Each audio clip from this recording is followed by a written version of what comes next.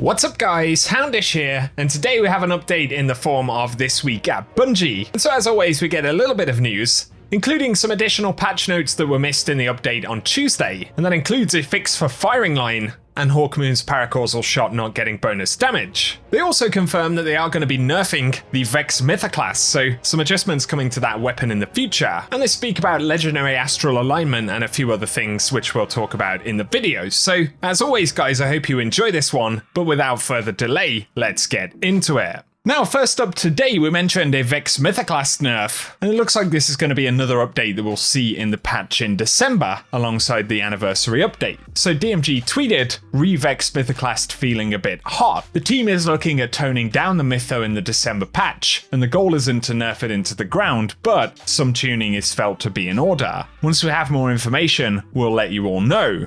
And as always, especially on the PvP side, there's been a lot of conversation about the strength of the MYTHOCLAST in the Crucible. It's also incredibly strong in PvE content, although that is helped by the season mods this season. But in terms of what they'll do to the weapon, whether it's reducing damage, adjusting things like range as well, we're just going to have to wait and see. But there'll definitely be opinions about it, so be sure to give us your thoughts about those adjustments down in the comment section. Next though, in the TWAB, Bungie talk about the launch of Festival of the Lost, and they give a kind of rundown of most of the stuff that we can do this year. They also speak about the Lincoln Green, or the new version of it, the Jurassic Green, and they once again point out that if you get a good roll with Adrenaline Junkie, you may want to hang on to it. And they say that they've got a relevant change coming up in a few months, and more details will drop on that in the future. So once again, some kind of buff coming to that perk. I believe one of the first rolls of Jurassic Green we got in the event actually had Adrenaline Junkie on it, which was an instant delete for me. I hadn't seen the post yet, but hey, we'll have to see what that perk update is going to be. And up next, Bungie say, as many of you have already discovered, there is a new difficulty option for the Shattered Realm, and you can pump up the power level requirements and tackle some truly worthy foes. It can get pretty frightening in there, so maybe bring some friends with you.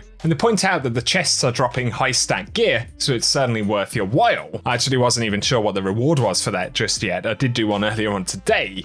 And next week, they say the 6-player activity, Astral Alignment, is also going to get its new difficulty. So that'll be the legendary variant, and the recommended power will be 1320, and there are going to be additional modifiers each day to keep things interesting. Not a super high power level requirement there. They say loadouts will be locked, so pick your weapons wisely. Also, failing to complete or wiping as a team will send you back to orbit, so don't die. And for legendary Astral Alignment modifiers, the weekly Taken rotating modifiers will be Denial, where Taken Vandals summon their shields significantly more often, Epitaph, where Taken combatants generate Blight Geezers when defeated, an Empath, where you get enhanced radar and take increased damage from melees. And then constant modifiers will include Champions, Overload and Unstoppable, Equipment Locked, and Match Game. And in terms of rewards, they say there'll be an extra bonus chest waiting for us at the end, which will be 3 chests in total, and if you haven't got the catalyst for Aegis Scepter, they say these extra chests are more likely to hold one.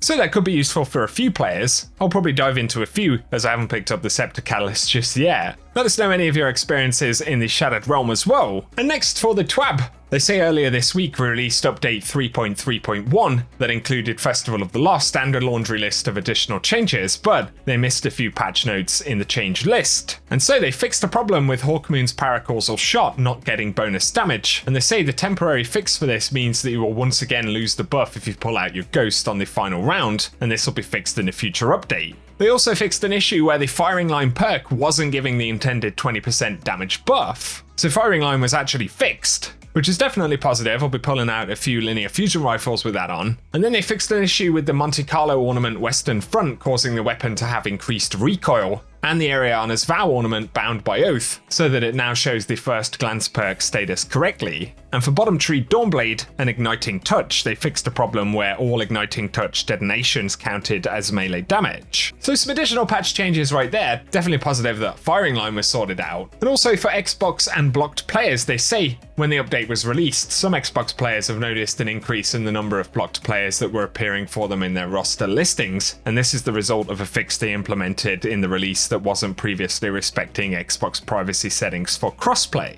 And so Xbox players who are seeing an increase of blocked players who wish to remove the block need to follow the directions that they have in the TWAB, bear that in mind. And the full TWAB will be linked in the description box below.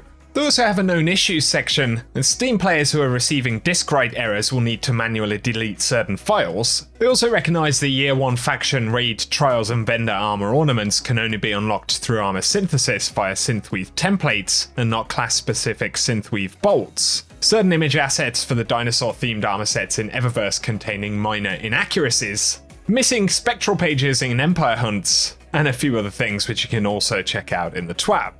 Up next, a couple of other things worth mentioning, but Bungie have now added a 30th anniversary node to the director inside of the game. And interestingly it reads, Xur invites you to the shores of eternity where your skill will be tested and rewarded. Celebrate 30 years of Bungie with new content that pays homage to a legendary legacy of gaming. I think that's the first time Xur's actually been directly referenced in relation to the 30th anniversary event. Of course, we've speculated that Xur would be involved based on some of the artwork. And the other overlay in game, of course, has the section to plunder a new dungeon and to loot the Galahorn. So as always, very much looking forward to the 30th anniversary pack, the dungeon, as well as the 6-player activity. And it's interesting that Xur's going to be involved in that in some way as well. So as always, I'll keep you posted when we get more information. Another shout right here is that Destiny 2 on the Xbox Game Pass for PC has been updated, and they tweeted that the following expansions are now available, and it includes Forsaken, Shadowkeep, and Beyond Light. So if you happen to play on the Xbox Game Pass on PC, you should have access to all of those expansions, which is pretty cool.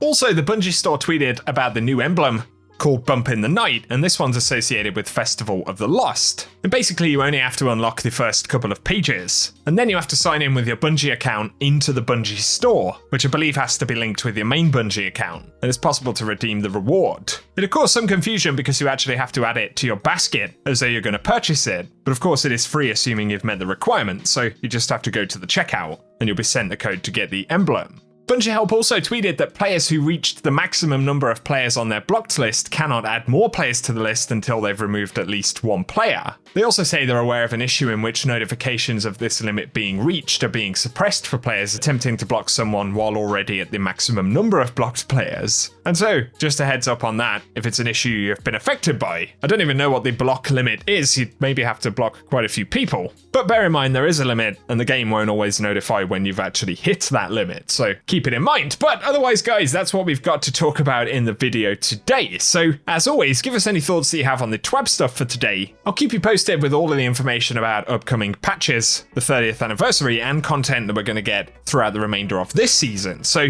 get subscribed to the channel and turn on notifications if you want to be kept up to date. But otherwise, thanks as always for tuning in, and I hope you guys have an awesome day.